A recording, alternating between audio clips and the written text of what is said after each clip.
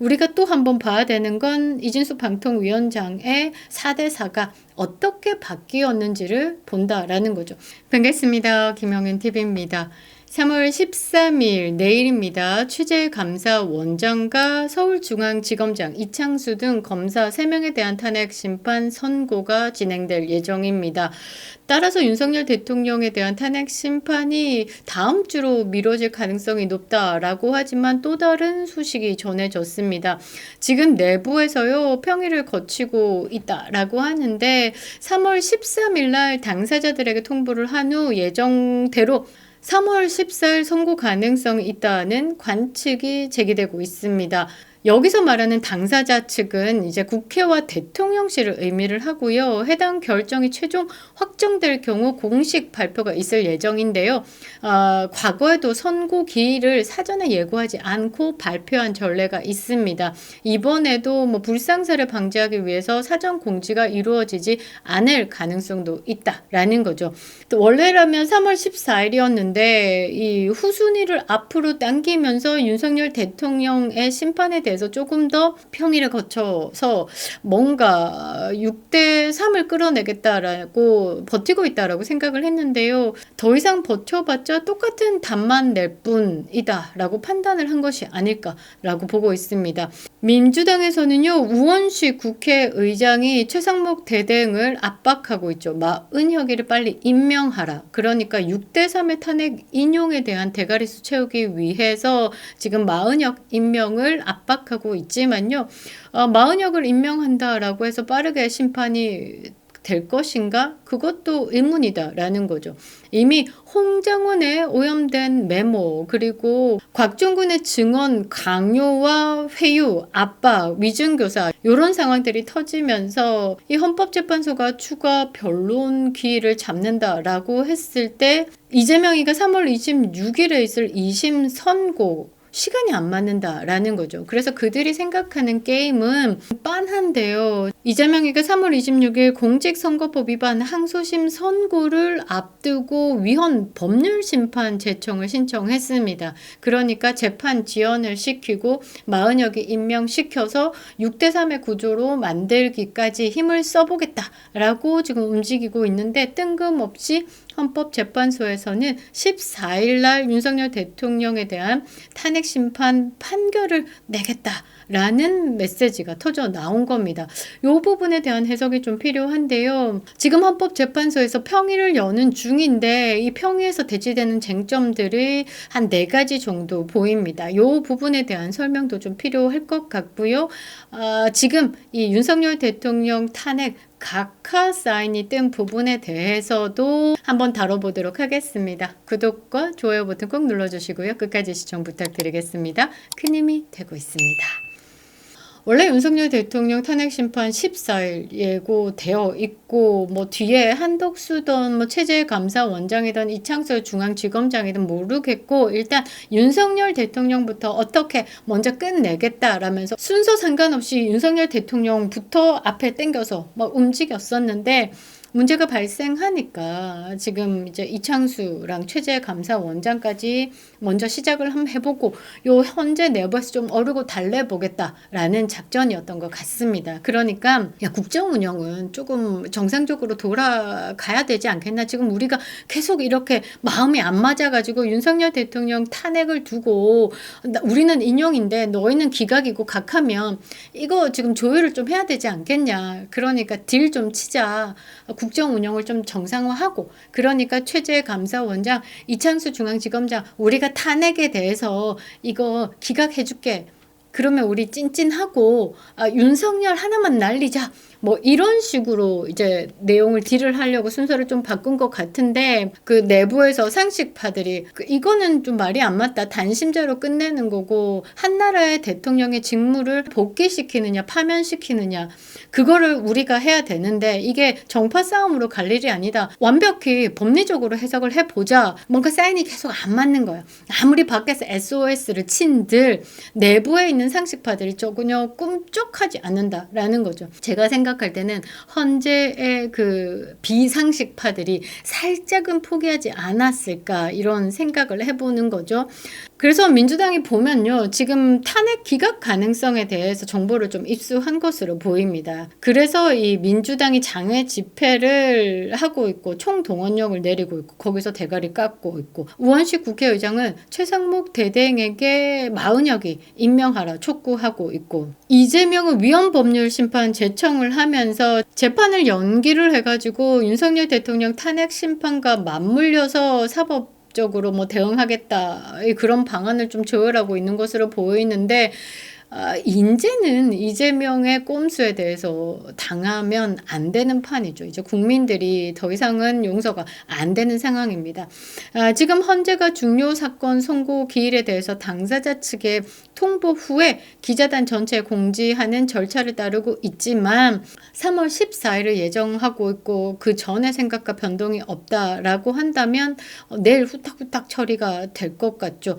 그러니까 헌재에서 지금 내부 내용이 3월 14일 또는 늦어도 3월 18일, 그러니까 다음 주 화요일까지 선고할 가능성이 높다라고 분석이 나오고 있는 상황입니다. 최종 결과가 어떻게 될지에 대해서 조금 한번 볼 필요가 있는데요. 일단은 사견을 최대한 배제하고 예상을 해봅니다. 지금 현재 이제 판사들의 입장에서 탄핵 인용에 대해서 손을 드시는 분들이 제법 있으시고요. 또 탄핵 기각에 대해서도 손을 드시는 분들이 있으시고, 아니 이거 자체가 각하다라고 또 손을 드시는 분들이 있습니다. 그러니까 각각의 뭐 이제 내용들에 대해서 써 내려갈 수 있다라는 거죠. 인용을 하건 기각을 하던 쓸 말이 많다라고 보시면 됩니다. 어떤 부분에서 판단할 근거가 충분하다라고도 해석이 되는 거죠. 그래서 헌재에서 지금 평의를 여는데 대치되는 부분들이 있다라는 겁니다. 자, 첫 번째, 윤석열 대통령 측에서 이야기를 하는 거죠. 아니, 비상계엄이라는 그 행위 자체는 대통령의 고유 권한인데 그 대통령이 국가가 전시해 준하는 상황이다라고 판단했기 때문에 비상계엄 선포가 난 것이고, 그 비상계엄을 선포하는 과정에서 위헌이 있나 없나를 봤을 때 없다. 그런데 이게 파면의 이유가 되나? 라고 되물었을 때 재판관들은 대통령의 고유 권한에 대해서 사법의 영역으로 들고 와서 해석하기는 불가능하다. 이거는 처음부터 해석을 할 수 없다라고 답을 낼 수 있겠죠. 그럼 자, 두 번째. 이거는 헌재 측에서 잘못한 겁니다. 이 검찰의 신문 조서를 증거로 채택할 수 있느냐, 이 부분이죠. 신문 조서다라고 하면 검찰하고 지금 수사를 받는 사람 둘이서 밀실에서 조서를 하는 겁니다. 그러니까 여기서 굉장히 오염됐을 수도 있고 강압에 의한 뭔가 곽정근처럼 뭔가 튀어나오는 상황이 발생할 수도 있는 거죠. 그러니까 사건 종결이 돼 있는 게 아니고 수사 과정의 내용을 가지고 헌재가 들고 와서 그거를 이렇게 넘겨보겠다라는 건 있을 수도 없는 거죠. 이거는 헌재가 헌재법을 위반을 한 겁니다. 그러니까 이 두 번째에서는 헌재 잘못으로 걸린다라는 거죠. 또 하나는 뭐냐면 홍장훈의 체포 명단 메모, 탄핵 심판 5차에서 한번 흔들렸죠. 그리고 마지막 변론 기일에서 10차였습니다. 윤석열 대통령 측에서 홍장훈을 다시 불렀습니다. 증인으로 채택이 됐었죠. 그 이후에 곽정근이가 증언을 했던 부분에 대해서 강요가 있었고 회유가 있었다, 가스라이팅 당했다 등등등, 그 부분에 대한 육성 녹음이 틀어진 상황입니다. 여기서도 이제 박선원이 들어간 상황이죠.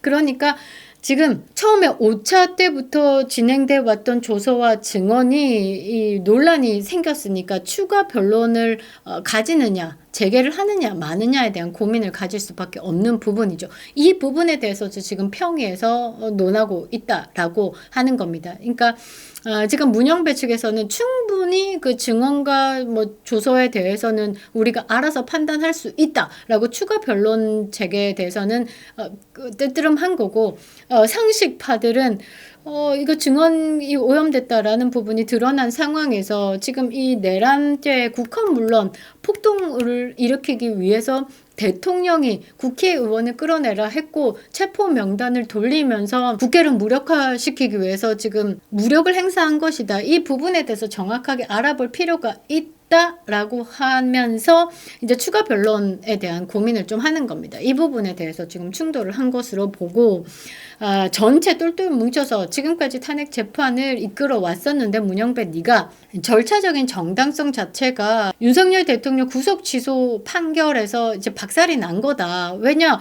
공수처가 잡들이 해가지고 윤석열 대통령을 내란 수괴다라는 혐의로 조사를 해와서 우리가 딱 받아보고 지금 심판을 하고 있는데 그것 자체가 쓸 수 없는 내용이다. 이미 공수처는 내란죄 수사 권한이 없기 때문에 공수처가 들이밀었던 그 모든 내용들은 그냥 똥 닦는 휴지 조각으로 바뀐 거다. 그러니까 지금 절차적 정당성이 없다. 이 부분 가지고 지금 대치되고 있다라고 볼 수 있습니다. 이 정도 예상할 수 있는 거죠.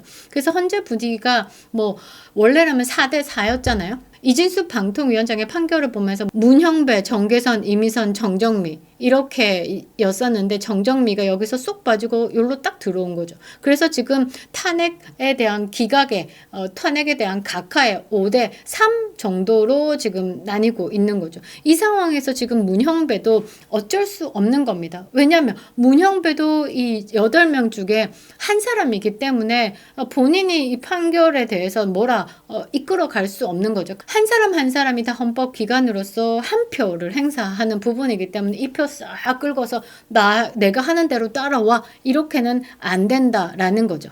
이번 주에 판결을 낸다라고 보면 뭐 5대 3은 아니더라도 4대 4로 판결에는 기각이 날 겁니다. 우세하다라고 봐야 되겠죠. 이거를 또 3월 말까지 끌고 간들 뭐 지금까지 수순에서 뭔가 완벽히 바뀔 건 없죠. 아무리 이재명이가 뭐 러시아제 권총에 암살 위협을 받는다라고 한들 이 탄핵 심판에는 어떤 영향도 미칠 수 없다라는 거죠. 이 4대 4가 그냥 3월 말까지 계속 갈 수도 있다라고 보면 기각 수순을 봐도 될 것이다 라는 겁니다. 지금까지 윤석열 대통령 탄핵 기각 사인에 민주당이 막 눈이 돌아서 난리를 부르지만 사실상 이거는 민주당이 잘못을 한 거죠.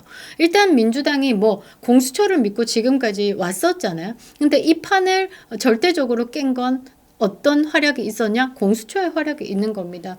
대통령에 대한 불법 구금, 납치, 공문서 위조부터 시작해서 모든 것이 공수처가 이제 불법을 했다라는 것이 드러나면서 판이 뒤집어진 거고 헌재 판결도 지금 이렇게 어그로가 나는 거는요. 문형배 대행의 활약이 있었습니다. 문형배가 좀 정상적인 방법으로 국민들의 눈을 좀 속였다라고 하면 그 내부에서도 그렇게 반발이 심하지 않았을 겁니다. 그런데 문형배가 어땠습니까? 예단, 조서채택, 증인신문, 타임워치 안 됩니다.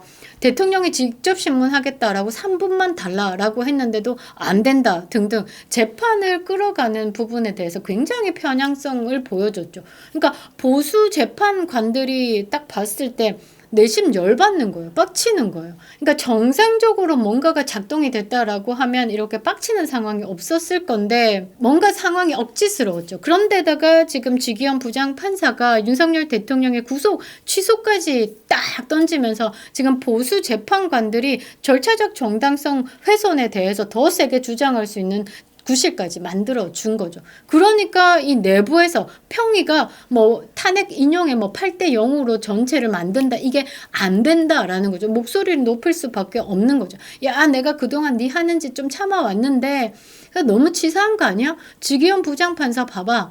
우리한테 어떤 메시지를 던지는지 우리가 이거 주기현 부장판사가 구속 취소 때렸는데 헌법재판소에서 만일에 인용 때린다라고 하면 명예는 어떻게 되는 거야? 나는 명예롭고 싶어 막 이런 이야기들이 나올 수 있는 거죠. 내일 헌재가 어떻게 나오는지에 따라서 판결에 대한 예상이 더욱더 쉬워질 것 같습니다. 일단은 최재감사원장의 탄핵 기각은 거의 뭐 99.99%. 이창수 중앙지검장 그리고 검사 3명에 관해서도 탄핵 기각의 99.99999%. 그렇게 봤을 때 우리가 또 한번 봐야 되는 건 이진숙 방통위원장의 4대 4가 어떻게 바뀌었는지를 본다라는 거죠. 이것만 봐도 윤석열 대통령에 대한 탄핵에 대해서 예상할 수 있을 겁니다. 탄핵 심판 결과는요. 일단 대한민국 정치 지형에 중대한 영향을 미칠 수밖에 없는 겁니다. 그리고 국제사회가 지켜보고 있다라는 거죠. 윤석열 대통령의 직무 복귀만이 대한민국의 번영을 가져올 수 있는 겁니다. 새롭게 도약될 대한민국을 위해서 반드시 필요한 사람 누구? 윤석열 대통령이시죠. 그립다 윤석열. 김영윤 TV였습니다.